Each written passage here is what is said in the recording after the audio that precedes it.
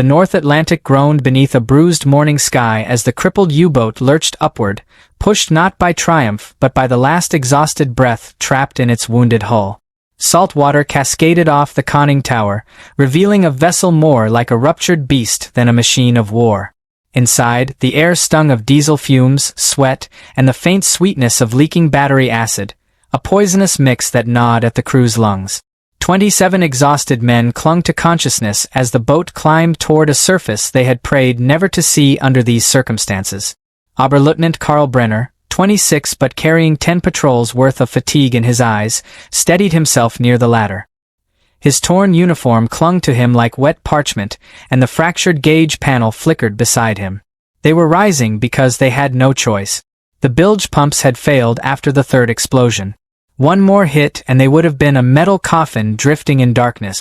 Behind him, Matrosenfreiter Lucas Hahn, the youngest aboard at 19, fought tears he pretended were seawater. His fingers still shook from the shockwave. Hahn had once spoken boldly of glory and heroism. Now he wished only for air, light, and a sky untouched by smoke. The boat breached the surface with a shudder like a dying gasp. Men stumbled as the deck tilted, alarms blinking red across the control room. The Oberleutnant gave a sharp order to open the hatch. 2 men scrambled up, turning heavy wheels with blistered hands. When fresh air flooded down, cold and sharp, it carried both relief and dread. For surfacing meant exposure, and exposure meant death. The first man on deck froze, gripping the rim of the hatch. Brenner climbed up after him and saw why. A gray silhouette cut through the waves scarcely 2 kilometers away. Sleek, fast, unmistakably American. A destroyer escort, guns already swiveling toward the helpless submarine. The crew had heard stories like these whispered in bunks during stormy nights. Americans did not take U-boat men alive. Propaganda had painted them as merciless executioners. Whether any of it was true no longer mattered. Fear made fiction feel like fact. Brenner's jaw tightened. He forced his voice steady. "Prepare scuttling charges." The words dropped like stones. Men hesitated, then obeyed, descending into the cramped steel belly below. Deep inside, torpedo-man Emil Kruger knelt beside a panel of bent metal. He traced its edges, swallowing hard. The charges would destroy the boat and its secrets. Enigma components, codebooks, maps. That was the doctrine. Better to sink than be captured. Yet dying at the push of a switch filled him with a sorrow he had never admitted aloud. He whispered a short prayer, not sure anyone was listening. On deck, Hans stood near the conning tower, shivering in the wind. He could see men moving on the American ship, calm shapes against the pale sky. He imagined their fingers tightening on triggers. He imagined bullets striking the water around him. His knuckles turned white as he clutched the railing. Brenner raised cracked binoculars. Through the damaged lens he saw the destroyer closing, slicing the sea with unwavering intent. A second vessel followed, ensuring no escape. Even if the U-boat tried to dive, the compromised hull would crush them. Every fact pointed toward the same conclusion. He let his gaze pass over his crew. Boys forced into oceans far darker than they had been told. Sons who had learned torpedo procedures before they learned to shave. Men who had seen more shadows than sunlight. None deserved to die here, but war rarely concerned itself with deserving. A burst of static crackled from the bridge's speaker. Then a voice, American, confident, amplified across the water. "German submarine. Cease all action and prepare to surrender. You will not be harmed." The claim felt surreal. Hahn frowned in confusion. Kruger froze mid-motion. Even Brenner blinked. But training was heavier than hope. Surrender still meant humiliation, maybe worse. The destroyer continued its deliberate approach, guns locked onto the immobile submarine. The ocean felt unnervingly still, as though holding its breath.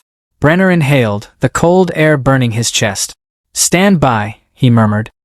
His crew watched him, waiting for the final command.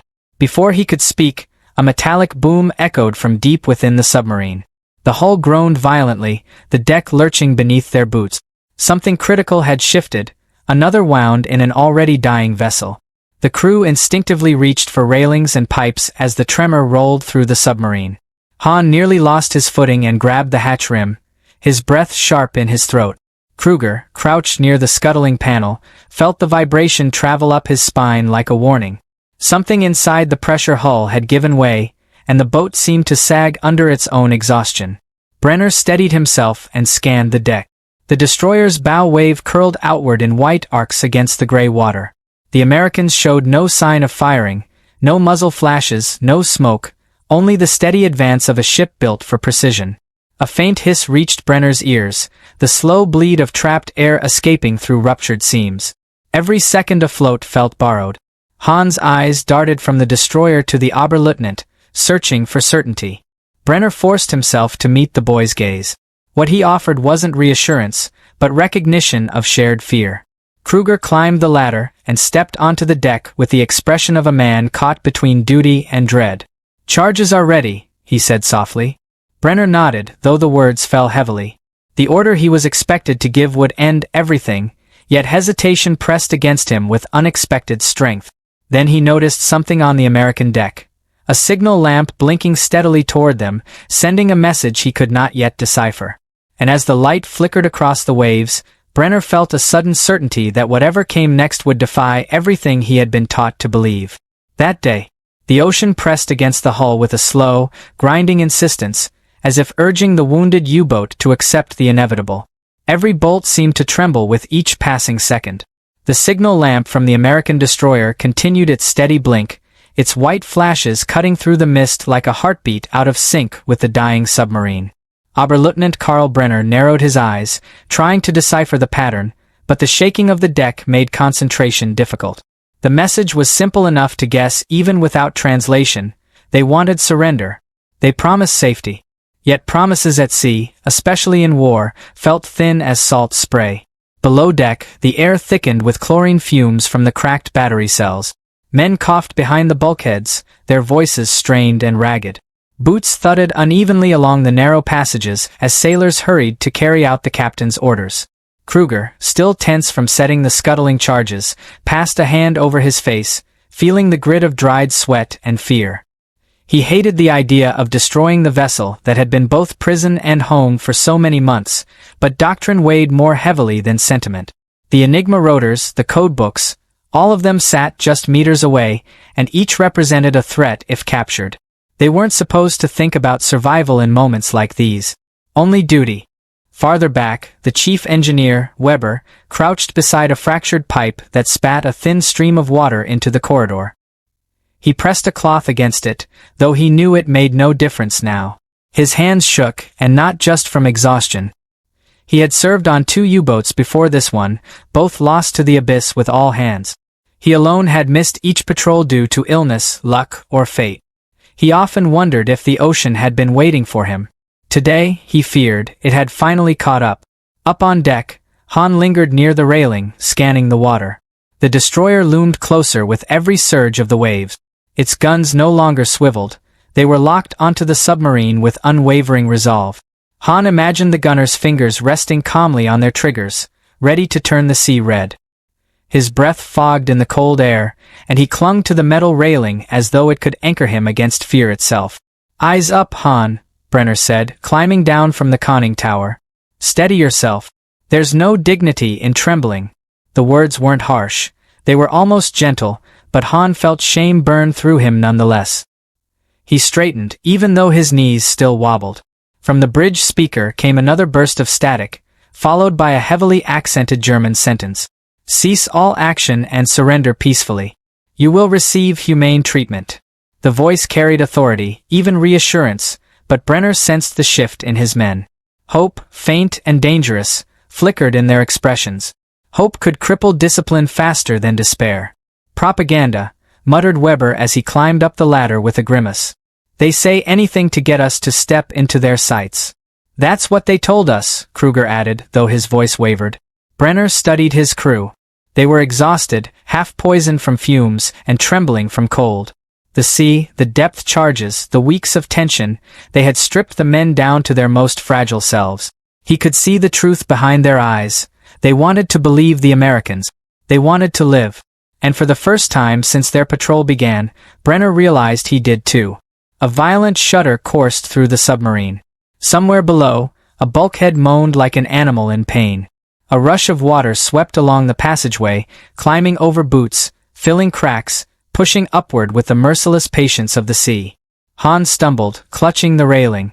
The deck pitched slightly, enough to remind them that every passing moment reduced their odds of keeping the submarine afloat long enough to scuttle it. "We're taking on more water," Weber said. "A lot more. We won't stay level." His voice held the steady dread of a man who had seen too many metal tombs sink beneath him. Brenner nodded once. "Prepare to abandon ship." Kruger hesitated. "But the charges? They're set. If the sea takes her before the explosives go off, it won't matter. Get the men topside. Move." In the control room, sailors scrambled toward the hatch, their boots slipping on wet steel. Some clutched life jackets, others carried nothing but fear. Han waited at the top, helping each man through as they emerged gasping for air and light. He felt the submarine listing slightly to port, the weight of water shifting inside like a giant, invisible hand pulling them sideways. The ocean wind slapped against their faces as they stepped onto the deck. The destroyer was less than a kilometer away now. The distance felt short enough to touch. Han could make out individual figures on the American ship, sailors wearing thick jackets, helmets gleaming faintly in the overcast light. They did not look monstrous. They looked like men doing their jobs. The signal lamp blinked again. Brenner squinted at it, then exhaled slowly. "They're telling us to abandon ship immediately. They say they won't fire." Weber muttered, "Or they want us in the water and helpless." "Maybe," Brenner replied. "But staying aboard guarantees death. And I refuse to give this sea another crew if I can prevent it." Han swallowed. He had expected the captain to choose scuttling over survival. Hearing Brenner speak of life felt strange, like a forbidden thought spoken aloud. Brenner raised his voice. "All hands, prepare to enter the water. Life jackets secured. Stay together once you're in." The men obeyed with the dazed, mechanical focus of people walking toward a fate they barely understood. Kruger secured the last strap on his vest. Weber muttered a prayer under his breath. Han watched the destroyer, half expecting muzzle flashes to erupt. But none came. The submarine groaned as another internal compartment filled. The deck tilted further, sending a metallic screech into the air. Brenner felt the shift beneath his feet. The vessel no longer fought the sea. It surrendered to it. "Jump!" Brenner ordered. One by one, the sailors plunged into the frigid water. Gasps tore from their throats as the cold stabbed into their chests. Han leapt last, the icy shock wrenching the breath from him. The sea swallowed him whole before he burst back to the surface, sputtering. All around him, heads bobbed like dark buoys. Some men cried out, others clenched their jaws so tightly blood trickled from their lips. The American destroyer altered course, cutting through the waves with purpose. Han blinked seawater from his eyes as he watched a group of sailors lower lifeboats into the water. They were rowing toward the Germans, not with weapons raised, but with outstretched arms. Kruger stared in disbelief. "They're actually coming to get us," he murmured, voice cracking. Weber said nothing. He simply watched the lifeboats approach, his expression suspended between relief and disbelief. The submarine behind them pitched sharply, its stern lifting as water filled the last compartments. The bow dipped, drawing the vessel downward. Han turned in time to see their ship, worn, battered, loyal in its own way, slip into the sea with a final hiss of bubbles. The ocean swallowed it in seconds, leaving only ripples and pieces of debris drifting on the surface. Brenner felt the loss like a blow. The submarine had carried their hopes, fears, memories of home. Now it was gone, leaving them exposed beneath a gray sky with enemy faces drawing nearer. Yet none of the approaching Americans fired. None shouted threats. They shouted instructions, clear, urgent, life-preserving. As the nearest lifeboat closed the gap, Han saw the face of the sailor at its bow. He was young, perhaps no older than Han himself, and his expression held no hatred. Only concern. "Hang on," the American called out. "We've got you." Brenner stared at the reaching hands, his mind caught between disbelief and the instinct to survive. For the first time, he allowed the possibility that the Americans' promise had not been a trick. The sea had nearly claimed them. The enemy was offering mercy. And as the lifeboat drew close enough for the first German sailor to grasp an American wrist, Brenner realized the most terrifying part. The world he had been taught to fear was not the one he saw before him. The lifeboat rocked gently on the restless water as American sailors reached for the drifting Germans. Han felt a firm grip close around his forearm, strong enough to anchor him yet careful enough not to bruise. The contrast alone unsettled him. He had imagined rough hands, shouts, perhaps the cold press of a rifle barrel. Instead, a young American with freckles across his nose simply said, "Easy, buddy. You're all right. We've got you." Han's chest tightened with something unfamiliar. Not fear, not relief, but confusion at kindness that challenged everything he'd been told. Kruger was pulled aboard next, gasping as warmth hit him like a blow. Blankets were thrown over their shoulders with practiced efficiency. The Americans worked quickly, passing out canteens of hot liquid that smelled faintly of cocoa and burnt metal from the ship's galley. The sweetness caught Kruger off guard, and he blinked rapidly, as if such simple comfort was too bright a light after weeks in darkness. Weber was lifted in with care that bordered on gentleness, a medic easing him down with a reassuring pat on the shoulder. No one barked orders or brandished weapons. Instead, they moved with the kind of quiet urgency reserved for saving lives, not ending them. Brenner climbed aboard last, soaked to the bone, the weight of command still wrapped around him like invisible chains. His eyes swept across the faces around him, both his men and the Americans, searching for deception. But the sailors offered nothing except blankets and steady hands. One of them, a petty officer with a weather-beaten face, handed Brenner a cup of steaming coffee. "Cold out there," he said, as though commenting on a morning breeze rather than a war zone. Brenner took it, holding the cup carefully, almost suspiciously, before letting the warmth seep into his fingers. The simple act felt like a crack in the walls he'd built around himself.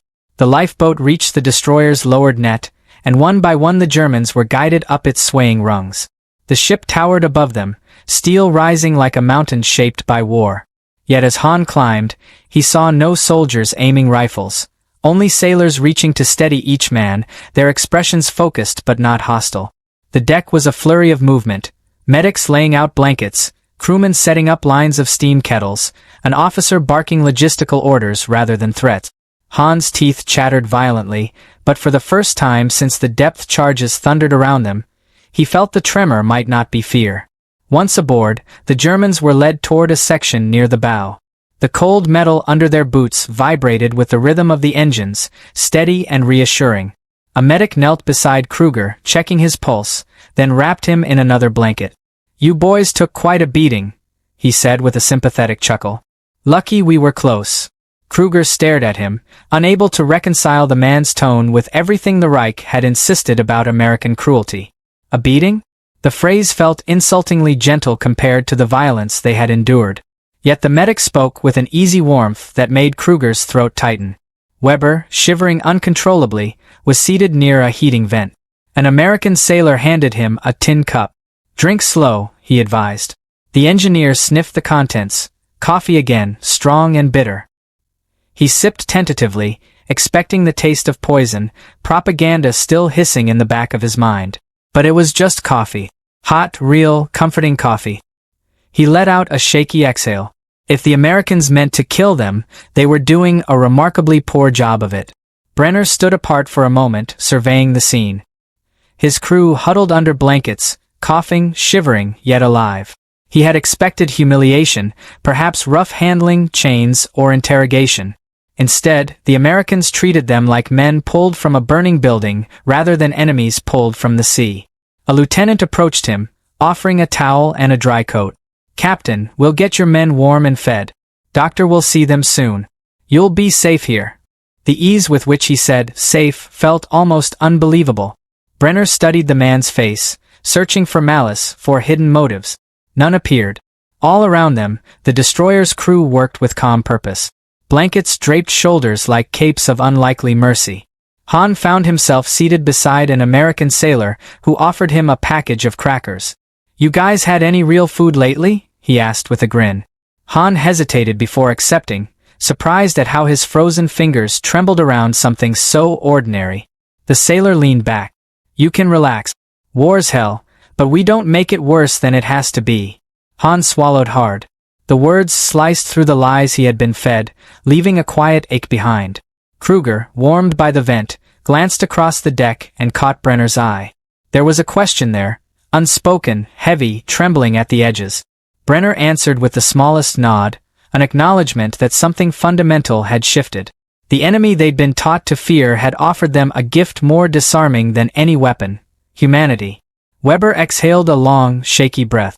"Never thought the first warm air I'd feel again would come from an American ship," he murmured, voice thick with disbelief. Kruger managed a weak smile. "Maybe they're not the monsters they told us." Han, listening nearby, felt the words settle heavily. Not monsters. Not savages. Just men, young, tired, and merciful in ways he had never considered possible. As the last of the Germans were wrapped in blankets and tended to, Brenner looked toward the horizon. The submarine that had carried their lives and fears now rested somewhere beneath the waves, lost but strangely less mourned than he expected. Survival had replaced pride.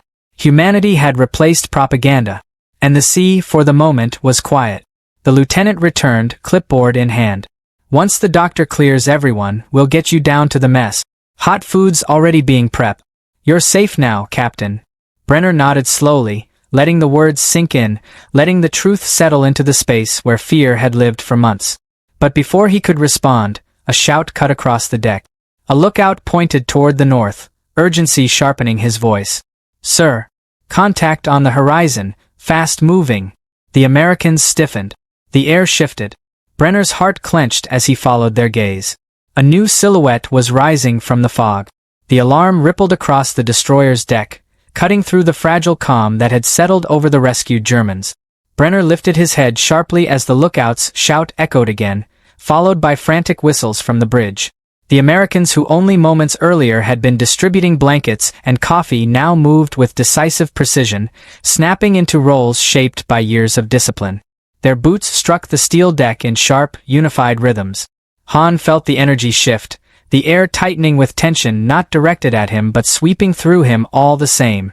For the Germans, the sudden urgency felt like stepping back into a nightmare just as they had begun to wake from it. The officers scanned the northern horizon where a smudge of gray brushed the fog. Hank, the freckled American sailor who had pulled Han from the water, narrowed his eyes. "Probably just a stray merchant," he muttered, though his hand hovered close to the railing, as if bracing for a different truth. Han studied the approaching silhouette, fear stirring where exhaustion had only begun to settle. Was it another U-boat? A Luftwaffe scout plane? Or something worse? A threat that might provoke the Americans to turn suspicious eyes toward their new passengers? Brenner moved closer to the rail, his damp coat clinging to his shoulders. He tried to read the expressions of the American officers. One of them, the same lieutenant who had offered him coffee moments earlier, now wore a tight grimace that betrayed no hostility, only concern. Whatever approached, it was not expected. As the fog thinned, the shape sharpened. It wasn't a U-boat, Brenner could tell by the way it cut the waves. Nor was it large enough for a destroyer or cruiser. It skimmed forward like a predator testing boundaries. Weber squinted, his engineering-trained eyes analyzing the motion. "Fast attack craft," he murmured. "Too small for a warship. Too bold to be harmless." Kruger felt the hair rise on his arms. The ocean had become a place of too many surprises, and he no longer trusted any silhouette that rose from its depths. The Americans raised binoculars and exchanged clipped observations. Brenner watched the tension ripple from one officer to another, a silent language of caution. Yet beneath the alarm, none of them looked at the Germans with suspicion or treated them as liabilities. The shift struck Brenner with unexpected force. Only hours ago these men had been enemies. Now they were unexpected witnesses to whatever threat loomed. Minutes stretched, thick and heavy. Finally, the fog peeled back enough to reveal the vessel's true form. A fishing trawler, old and battered, its hull streaked with rust and salt. A collective exhale swept across the deck. Yet the relief was short-lived. Brenner saw the problem before anyone voiced it. The trawler flew no flag. A flagless ship in a war zone was rarely benign. Han's pulse quickened. He had seen similar vessels from a distance during previous patrols. Smugglers, scouts, sometimes disguised supply runners. But the Americans did not immediately raise their guns. They chose caution over aggression, a restraint that again unsettled the Germans with its unexpected mercy. The destroyer signaled with its lamp. The trawler responded slowly, awkwardly, as though each blink had to be forced. Brenner watched the patterns, mentally translating. "They're claiming engine trouble," he said quietly. Hank raised his brows, surprised by Brenner's fluency, but not dismissive. "Engine trouble in the middle of nowhere," he replied. "Convenient." As the trawler drifted closer, the Americans lowered a boarding craft. Han observed the team assembling, armed, but not in a way that suggested panic. Their movements radiated competence, the kind built not on arrogance but on grim experience. He found himself admiring the calm professionalism, a mindset so different from the frantic fear that had thrived in the cramped corridors of the U-boat. Brenner watched the boarding party descend, then turned to his men. "Whatever happens next, stay calm," he said. His voice was deliberate, steady. "Panicking will only make them mistrust us." Kruger nodded, pulling his blanket tighter. Weber exhaled slowly, letting the words anchor him. The boarding craft sliced across the water toward the drifting trawler. Han leaned on the railing, shivering as it blurred his vision. The air inside smelled of broth, oil, and steel, scents that somehow felt safer than any he had known in weeks. The mess buzzed with low conversation. American sailors nudged each other, throwing glances at the Germans that ranged from curiosity to empathy. Kruger accepted a bowl of soup with shaking hands. Weber collapsed onto a bench and let the warmth seep into his bones. Brenner sat last, stiff-backed, still carrying the weight of command even in surrender. The lieutenant from earlier approached their table. He looked tired, but there was a spark of something like amusement in his eyes. "You'll be processed once we reach port," he said. "Until then, eat as much as you want. You're safe here." Weber met his gaze. "You keep saying that," he murmured. "Safe." His voice trembled, not with accusation but with disbelief. The lieutenant leaned forward, resting his hands on the table. "War is war. But a drowning man is just a man. We don't choose who we pull out of the water." Brenner studied the officer's expression, the steady sincerity behind his words. Something inside him, something hardened by years of state-fed mistrust, softened just a fraction. As the lieutenant stepped away, Han whispered, "They treat us better than our superiors ever did." Kruger pressed his lips together, emotions twisting behind his eyes. Brenner said nothing. He only watched the Americans move through the room, listening to their laughter, their sighs, their human weariness. Hours later, while the Germans rested, Brenner stepped onto the deck alone. The sea spread before him like a vast sheet of shifting steel. Behind him, the destroyer hummed with steady engines and murmured voices. His wind cut through his damp clothes. Minutes passed, long enough for the cold to regain its grip on their bones. The trawler loomed in the distance, its shadow distorting slightly through the churn of seawater and fog. Then, without warning, a bright flash erupted on the trawler's deck. Han jerked back, instinctively ducking. The Americans shouted, scrambling to stations. For a heartbeat, Brenner thought it was an explosion, another barrage, another plunge into chaos. But the flash revealed itself not as fire, but as sunlight glinting off metal. A crate had toppled, scattering debris across the deck. The boarding team steadied themselves, shouting across the gap. A few sailors laughed in nervous relief. For the Germans, every second felt like teetering on a knife's edge. The boarding party returned 20 minutes later, towing a small wooden box. Hank leaned toward Han. "Probably contraband," he whispered. "These waters attract smugglers. War makes people do strange business."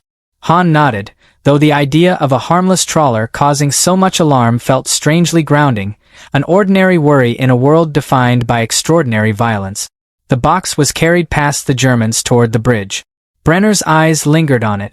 The U-boat commander inside him, dormant but not dead, felt a pull of professional curiosity. Codebooks? Maps? Stolen signals equipment? But the Americans protected it closely, revealing nothing. Once the trawler drifted off under tow, the tension on deck dissolved. Blankets were redistributed. Warm drinks reappeared. The Germans were shepherded toward the mess hall, not with suspicion but with weary kindness. Han stepped into the warmth of the interior, blinking as the sudden heat. He looked toward the horizon where the trawler had been towed, now a distant speck. A sudden clatter behind him made him turn. It was Hank, carrying a stack of folded jackets. "You left yours in the mess," he said with a smile. Brenner accepted it silently. Hank hesitated, then added, "That box we pulled, it wasn't smuggled goods. It was a message canister. Someone tried to hide it." Brenner stiffened. "A message?" Hank nodded. "Encrypted. The captain thinks it came from a German source, and he thinks it might mention your boat. The ocean wind froze around Brenner as the implications settled like ice in his veins. The secret they had believed sunk with their submarine might not have stayed buried after all.